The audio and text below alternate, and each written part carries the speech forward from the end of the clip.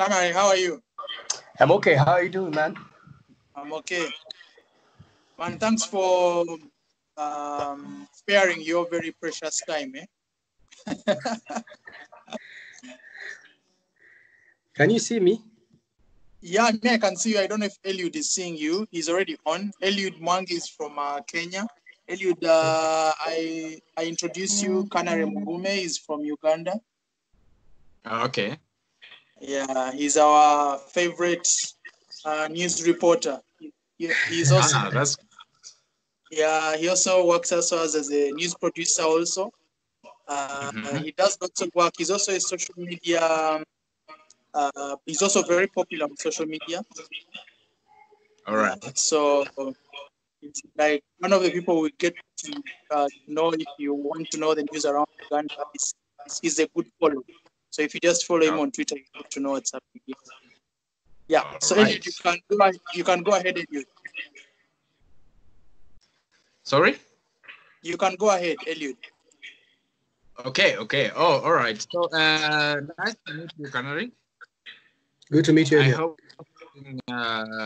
the name right. Yeah, he did. Okay, so my name is Eliud, as he said. I work here in Kenya, but I'm not in the mainstream. What I do, I do teach at a local university here in Kenya. Oh, okay, great. Good to meet you. So we had Andrew came across your investigative piece. Yeah. And it was nice. At least I got a chance to see what Ugandan journalists are doing. Yeah. The reason as to why we scheduled for this meeting is so that you can get an in-depth analysis of our questions regarding the piece that you did. Okay, that's all right. Yes. And to start with, my first question is, what led you to this piece? What inspired you to do this piece? All right. So earlier mentioned to Andrew that this was of a news story, that was just, covered by a colleague who was covering a conference, on child trafficking. So someone who was in the conference, mentioned something like that there are young girls, below the age of 18 being sold as commodities, like they are put on the market like tomatoes or potatoes and sold. So, that was, captured as just a bite, like 1% of the story, and the other story was about what people had said in the conference and etc. So for me, when I saw the story and what people were saying about it on Twitter, for me that was the spark of the inspiration. Say, okay, this could be interesting, and I don't think we've seen so many stories on like modern day slavery in Uganda, but also there was ongoing campaigns on ending child slavery and etc. But nothing substantial had been put across. So I thought, maybe this would be a good point to start. So there and then, I started making contacts in Soroti. This is where Arapai Market is found. And, we use correspondence because almost in every sub-region we have correspondence. So we're able to move from one place to another looking for news. But also if you want some information, they're able to do that for you without you traveling there first. So we used the NBS correspondent in Soroti, and he did move around, did some raking. Fortunately, he had also heard of something like that. So when he went to the market, discovered this was going on, and then we drew budgets, and that's how the story or the pitch was approved. And, there we went.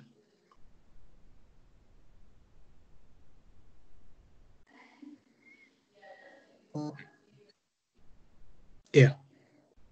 Okay, all right. So what kind of reaction this bring about? What was the reaction of the audience? I mean, the audience was surprised, first of all, that something like this was going on under the watchful eye of the government. Police was involved, and yet it looked as if it was it was something that was normal. So authorities in Soroti had normalized it as if this is something normal, and yet for many people, or actually for at least the Ugandan law, this was illegal and also degrading for human dignity and life, and also wrong in many ways, even morally. So there was like sort of a surprise for the people, because as much as they have heard of young girls maybe travel to like Arab countries to go and do work and etc., they had never thought about someone going to a market in Uganda, buying a fellow Ugandan for as cheap as 50,000. But even if it was a million thousand, that was still crazy. But it made it worse knowing that they could go for like 50,000, which means that you could have like, for example, a goat which in the same market, which can go for 250,000, but a person can go for 50,000, was crazy. So that the reaction was so surprising. The goat was more expensive than the human being. Yes, a goat was 250,000. A human being was 50,000. You can imagine. So there's like so much surprise in the air when the story came out, and the state acted like it was so surprised. Summoned some of the police officers and local authorities in that place. I attended a few meetings with the ministers concerned. I was called in cabinet, and they promised they would go on and investigate. So they Parliament formed a fact-finding mission team with about 7 MPs. They went on a fact-finding mission, and actually their report shows that the result is the same, that this is actually happening. How did you know that the audience was shocked? It was easy because we monitor the feedback through social media. At least that's the first-hand feedback we can get. As the story is running, it's able to filter out social media feedback. But also, it is easy to know when you put a story on YouTube and then there are comments below, how people react to it. Yeah.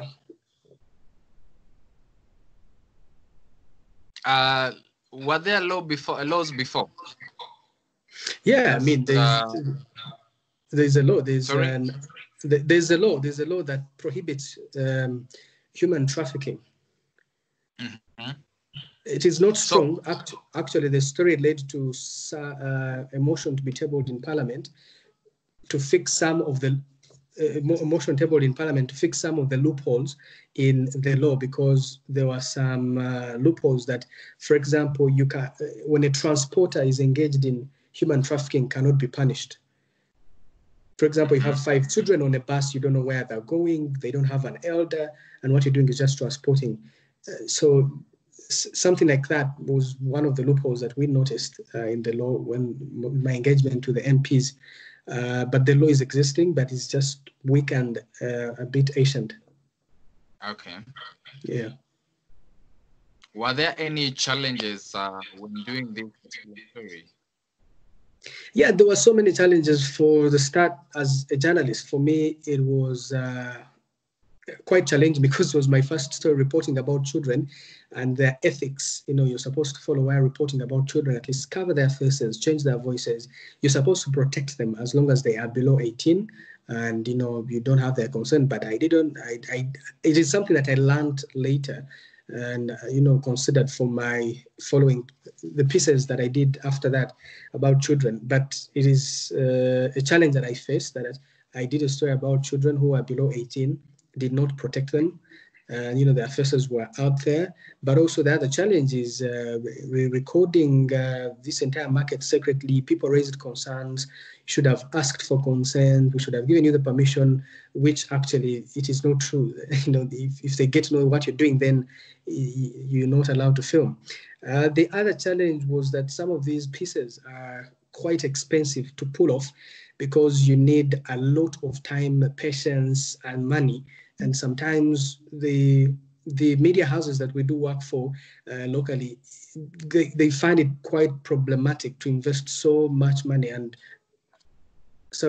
they find it so much difficult to invest in such one investigative story and yet they could divert their resources to perhaps creating more news stories that could fill bulletin at 7 p.m. or 9 p.m. prime time. Those are some of the challenges.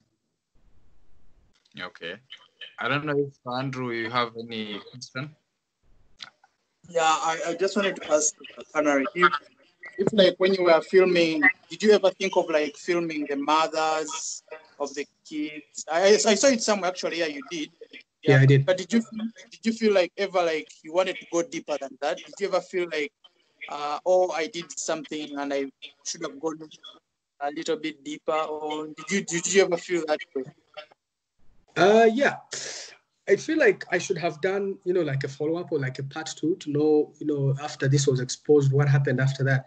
Because so many meetings happened. I attended so many conferences telling people about this. I attended so many meetings with the ministers and etc. NGOs, police, so many of them. So I thought I should have went on and at least done like a follow-up to know what happened thereafter. Is it still going? Is it still going on? At what rate is it going on? Are there any other parts of the country where this is happening? How big is the problem after the exposure? Has it reduced? How far with the law that was tabled, in Parliament to amend the existing act? That's a follow-up that I think we as journalists need to always do, because then we don't leave things hanging. Exposure is not the only role that we can do, but also give it continuity. Did you ever feel like you should have done it like maybe for print or for video or for radio? Have you ever like thought of any of that, or you just thought maybe it was okay to do it on TV? Well, for the start, I'm a reporter for TV, but also my content goes straight to an online news portal, which is Now Post, and the story is there. I made sure that whatever information I got, put it in text and then put it up on Now Post. I also did for radio, broke down a few pieces of information and put the story within about 2.5 minutes and broke it down in sort of like series that ran through the day, like the following day after the story had aired. So I actually did for radio, I did for online, and I did for TV. We also broke down a few videos for social media of the TV script.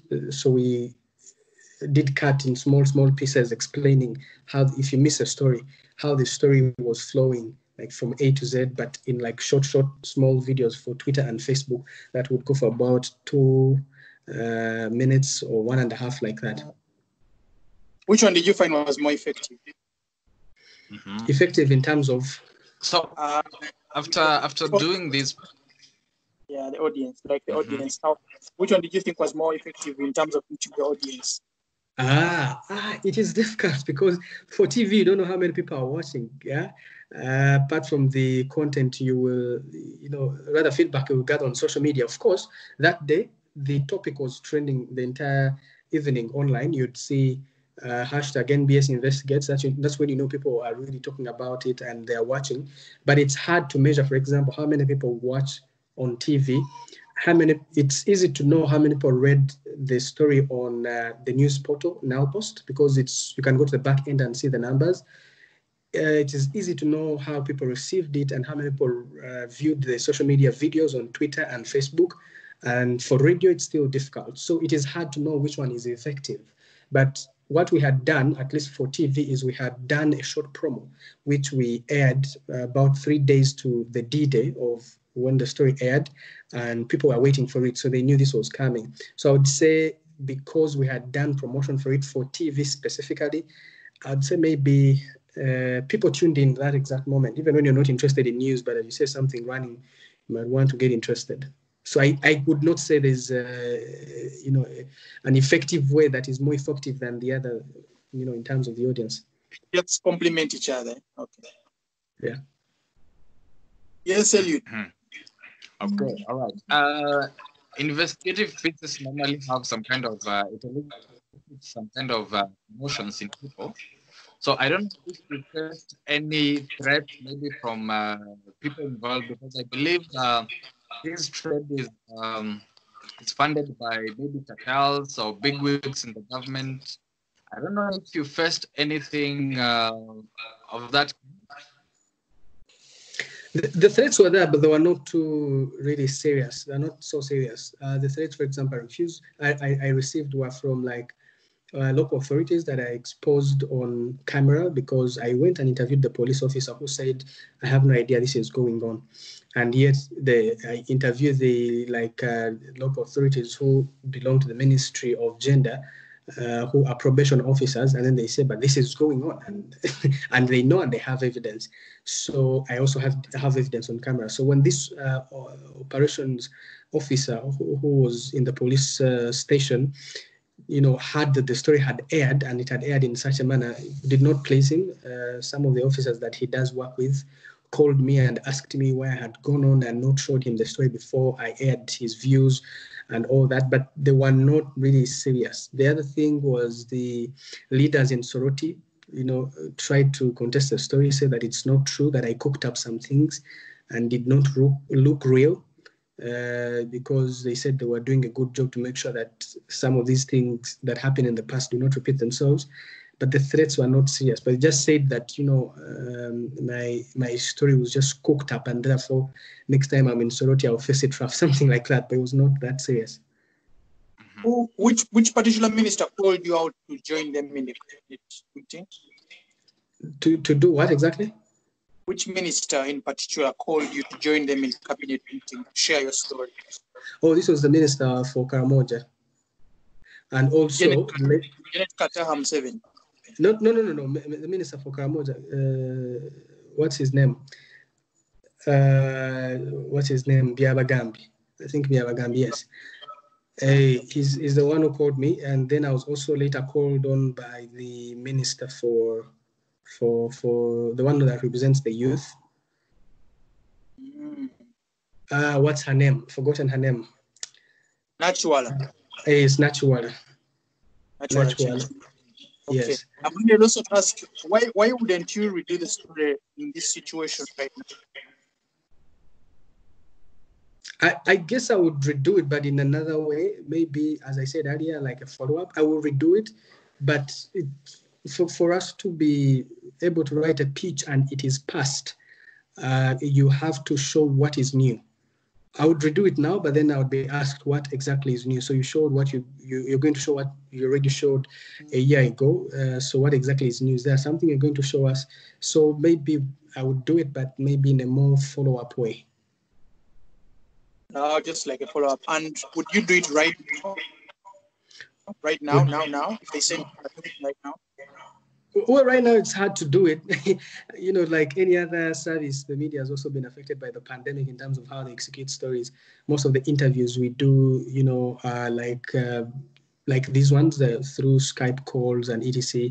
We try as much as we can not to get in contact with people. We don't know where they have been. There's restriction of movement. You also have to practice social distancing. There's quite a lot of restrictions on why you can't do the story now. Later on in the year, maybe when every restriction is eased and we're able to move and do all these things as normal. I thought you are essential. Yeah, we're essential, which means we're able to operate. But for example, I am in Kampala. The story is happening in Soroti. It's very difficult for me to travel because I would be asked, fine, you're able to move, but then why are you moving to Soroti? The other thing is we've been advised to practice social distancing. Be hard, for example, to do some of those interviews, maybe do some secret filming, through Skype. It's just not possible. But also the other thing is some of the markets are closed. Actually, all markets are closed apart from the food markets. And remember, a pie market is not just a food market, but also a cloth market and other items. So maybe it will be interesting to know really what's happening now. How are these girls and the mothers surviving? But you would not find them there because the markets are closed.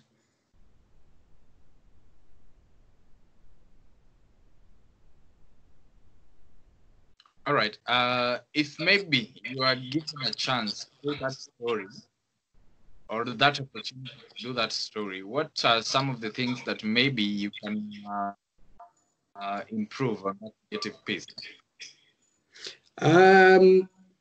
Some of the technology that we used to film, like in the secret filming, was not up to standard the way we wanted it. Some of the things did not come out well, like sound. but also I would make sure that I protect the identities of the children. And then lastly, to be able to have these pieces in languages that people are able to understand. For example, there's a guy who was speaking Karamojong. I had to look for Karamojong and interpret it for me and do a narrative of what was going on. But if it was possible, I would have these stories be interpreted in like most main local languages in Uganda, so to reach as much wide audiences as they can. All right. Yeah. Andrew, I don't know if you have any question. No, I just need to leave him to go anchor the news and share on the pandemic. I want to hear what you'll be talking about in the pandemic. Okay, guys. Yeah. Okay. Thank you so much, thanks Karen. a lot. All right, cheers, man. Thanks a lot. Okay, take care. All right, cheers.